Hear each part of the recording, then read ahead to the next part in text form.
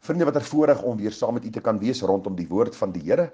'n Wonderlike voorreg om aan te gaan met hierdie baie besondere reeks, verhoudingsprobleme en die Bybelse oplossings daarvoor. U sal sien ons is al by deel 14, so ek kan onmoontlik nie alles herhaal wat ek al reeds gesê het nie. Al wat ek maar net vanmôre kan sê is dat ons is die Here dankbaar oor al die positiewe terugvoering wat ons kry, vir elkeen wat baat vind by hierdie reeks. Want u sien, dis die enkel belangrikste verhouding wat God daar gestel het, die verhouding tussen die man en die vrou. En deur ons verhouding sal ons vir die wêreld wys dat Christus 'n lewende werklikheid vir ons is. Jy sien, die Here kan nie jou siel kom red uit genade en 'n werk in jou siel kom doen en jou van 'n geestelike dooie toestand na lewe bring, jou sonde vryspreek en daar is geen sigbare teken in jou verhouding teenoor jou man of jou vrou nie. Daarom het ek vir u gesê, is die enkel belangrikste verhouding. Christus vergelyk ook sy verhouding met sy kerk, dan ook met die huwelik. Hy sê, soos Christus die gemeente liefgehad het, so moet die man sy vrou lief hê. En ons het 'n bietjie gepraat al oor die gedagte van dat die man sy vader en sy moeder moet verlaat, sy vrou aankleef, hulle sal een vlees wees. Ons het daarna gekyk en ons is tans besig met hierdie klompie vrae om te toets of my verhouding dan in lyn is met God se woord en wat die Here dan van ons vra. Ek het vir u gesê, hierdie vraelys is belangrik en elke vraag is Bybelgebaseer. Vir u gesê dat die verse wat ons gebruik, dui in die algemeen op verhoudings, maar is ook spesifiek van toepassing op die huweliksverhouding, omdat ons nie kan lief hê, die broeders kan lief hê, of die gemeente kan lief hê, as ons nie eers die naaste aan my lief het, of verdra, of in verhouding met hulle leef, soos die skrif het van ons vra nie. Ons het vir u gesê, die punte wat u vir u moet gee, 1 is nooit, 2 soms, 3 is dikwels, 4 baie dikwels en 5 altyd. En ons het nou al reeds so hier by 11 vrae met mekaar hanteer, dinge soos as ek toegewyd in my huweliksverhouding, groei my liefde teenoor my huweliksmaat, is ek geduldig met die ander een se foute. Ons het al hierdie goed al reeds hanteer en vanmôre kom ons by die volgende vraag uit en dis nogal 'n baie belangrike saak wat ons moet hanteer. Die vraag wat ons vanmôre gaan hanteer is, vermaan ek in liefde as ek 'n patroon van sonde by my geliefde opmerk? Nou vriende, jy moet onthou, ons is sondaars uit genade gered. 'n Sondaar bly 'n sondaar, maar hy poog ook deur die kragvolle werking van die Heilige Gees om nou die nuwe lewe wat God in sy hart kom bring het, na vore en na buite toe uit te lewe. Dis belangrik om te sien dat daar in ons lewens sondepatrone kan kom, en daarom het ons man of ons vrou nodig om dan vir ons uit te wys en dan ook vir ons hierdie saak aan die lig te bring. Die vraag wat ons moet vra is, vermaan ek in liefde? Hier is die sleutelwoord. Vermaan ek in liefde as ek 'n patroon van sonde by my geliefde opmerk? Nou kom ek gee vir u 'n praktiese voorbeeld. In die jare wat 'n ou berading doen, kom 'n mens met baie situasies in aanraking en daar is baie dinge wat hanteer moet word en vriende, een van die dinge wat 'n mens optel is, kom ons vat 'n praktiese voorbeeld. Die vrou sien dat die man begin om 'n PlayStation te speel. Nou ek glo die meeste paas en maas en oupas en oumas en mense weet wat 'n PlayStation is. Dis nou 'n speelietjie waar jy nou of golf of oorlog of sokker of rugby of wat ook al op hierdie masjienkie dan speel. Jy sit die CD in en dan kom alles op die televisieskerm en dit kan ure van 'n mens se tyd in beslag neem. Wat gebeur?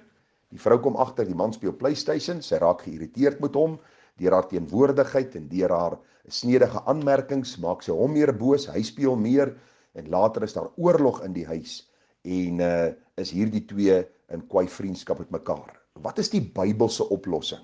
Vriende, eenvoudig. As 'n vrou hierdie ding opmerk by haar man en sy sien dat hy besig is om sy stilte tye af te skeep, hy's besig om sy verantwoordelikheid in die huis af te skeep teenoor haar en teenoor die kinders, hy's besig om sy tyd te vermors, het sy nodig om in liefde vir hom te vermaan. Dis nie noodwendig verkeerd om PlayStation te speel nie, maar is verkeerd om die ander verantwoordelikhede na te laat ter wille van hierdie ene. So wat moet sy doen? Om in liefde met hom te praat, vir hom te sê, luister my man, hierdie ding is besig om ons huweliksverhouding, jou verhouding met die Here, jou verhouding met jou kinders, jou werk en alles te beïnvloed. En ek dink ons het nodig om te bid daaroor, dat die Here vir jou wysheid sal gee in hierdie saak. Hoor wat sê Spreuke 27 vers 5. Openlike teregwysing is beter as verborgde liefde. Die wonde deur een wat liefhet is opreg bedoel, maar die soene deur 'n vyand is oorvloedig. Olie en reukwerk verbly die hart, net soos die aangenaamheid van 'n vriend van wie welgemeene raad. En ek wil vir u sê, dit is noodsaaklik dat 'n man en 'n vrou hierdie openhartigheid teenoor mekaar sal hê. As die man by sy vrou iets optel wat nie reg is nie, noodsaaklik om vir haar te sê, luister vrou, jy's besig om, en jy sal weer die terme verstaan, scrapbooking te doen, of jy's besig om boek te lees die heel dag, en jy kom nie uit by jou verantwoordelikhede, en jy's permanent op Facebook, of jy's permanent op een of ander sosiale media, en jy kom nie uit by jou verantwoordelikhede nie. Noodsaaklik om in liefde te praat oor 'n patroon van sonde wat opgemerk word. Hier kan ook erger sondes wees. Die belangrikheid hier is dat ons in liefde sal vermaan, sodat ons regstellings kan maak en God so kan verheerlik. 'n Volgende vraag. Jy moet weer punte gee, onthou 1 tot 5. Is ek ywerig om my geliefdes se tydelike behoeftes te vervul en daarin te voorsien? Ag vriende, ek hoor dikwels hoe vrouens moet bedel en hoe hulle moet pleit as hulle net 'n ietsie wil koop, of miskien iets in die huis nodig het, en die man is soms kort en kwaai en kort af en sê, maar hoorie so, is hierdie ding nie nou die dag gekoop nie, en waarom het jy soveel spandeer in die Pick n Pay of in Checkers, en ag vriende, ek wil vir u sê, ek dink nie dis nodig dat hierdie gesindheid daar moet wees nie. Selfs moet die vrou na die man se kant toe. Hoe dikwels sal sy die man blameer en soms beskuldig, omdat die tydelike behoeftes nie in voorsien is nie, en dan is baie van hierdie goed eintlik nie behoeftes nie, maar soos die Engelsman sê, luxuries, wat die vrou wil hê. Daarom is dit nodig dat die man en vrou die regte perspektief sal hê oor hierdie saak, en dan mekaar se behoeftes sal raak sien, sal identifiseer en hulle beste sal doen om in mekaar se behoeftes te voorsien. Die Bybel sê vir ons in 1 Johannes 3 vers 17, maar wie die goed van die wêreld het en sy broeders sien gebrek ly en sy hart vir hom toesluit, hoe bly die liefde van God in hom? My kinders, laat ons nie lief hê met woorde of met die tong nie, maar met die daad en in waarheid. Vriende, in die jare in my bediening het ek al gesien hoe vrouens letterlik lyk soos het van verlange kraal. Hulle klere is redelik in vodde, hulle skoene, die hele manier hoe hulle aantrek wys daarop dat daar nie veel in hulle behoeftes voorsien word nie. En as jy aan die ander kant aan die man kyk, hy's altyd flamboyant, hy's met die beste skoene, met die beste lambroek en die hemp, en dan is daar 'n goue ketting om die arm en 'n goue ketting om die nek en 'n groot ring aan die vinger, en dit lyk amper of hy uit een of ander Hollywood movie uitstap, en hierdie goed hoort nie so nie. En dan kry jy weer die teenoorgestelde, waar die vrou lyk of sy uit 'n butiek uitstap, en die man is met sy sloffies, en hy het nie veel om aan te trek nie, en daar is nie veel in sy behoeftes voorsien nie. En daarom wil ek jou net vra, en dis die gebed van my hart, dat die huwelik vir jou en vir my die belangrikste verhouding sal wees. Juis in die sin dat ons na mekaar se behoeftes sal omsien. Dis vir my een van die lekkerste dinge om te sien as my vrou mooi lyk, as my vrou goed versorg is, as daar my vrou se behoeftes voorsien word. En vir haar is dit weer dieselfde. Hoe dikwels sal sy vir my sê, luister, vat 'n geldjie en gaan koop dit, en nee, ek het nie nodig nie, en so begin hierdie gesindheid groei, en ons kom agter, maar daar is 'n liefde, dat die een versorg sal wees, en die ander een versorg sal wees, en eintlik is dit 'n wonderlike verhouding wat God daar stel, om dan ook in die huwelik 'n voorbeeld te wees vir die kinders, en vir ander mense wat ons ken. 'n Laaste vraag vanmôre, gee vir jouself punte. Voel jy saam met die ander een, as hulle deur pyn en stryd gaan? Nou vriende, elkeen se pyn en stryd verskil van mekaar. Jy is nie 'n man, en jy is nie 'n vrou, as jy met die huweliksmaat getroud is nie.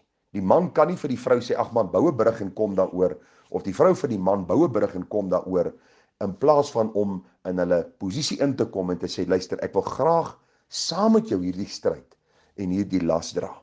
Dikwels gebeur dit wanneer 'n familielid siek is, of wanneer 'n kind deur stryd gaan, of wanneer daar een of ander hartseer gebeurtenis is, kan die man baie gou en ferm vir die vrou sê, man, luister, kom net oor hierdie ding. Kom, ruk jouself reg, dat hierdie ding op die einde van die dag uitgesorteer kan word. Gooi dit agter jou, vergeet daarvan. En ongelukkig is 'n vrou nie so saamgestel nie.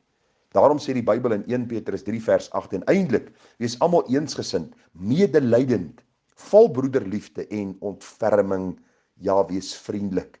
Ek wil vir u sê, hierdie woordjie om medelee te hê, is iets waarmee ons as mans baie sukkel.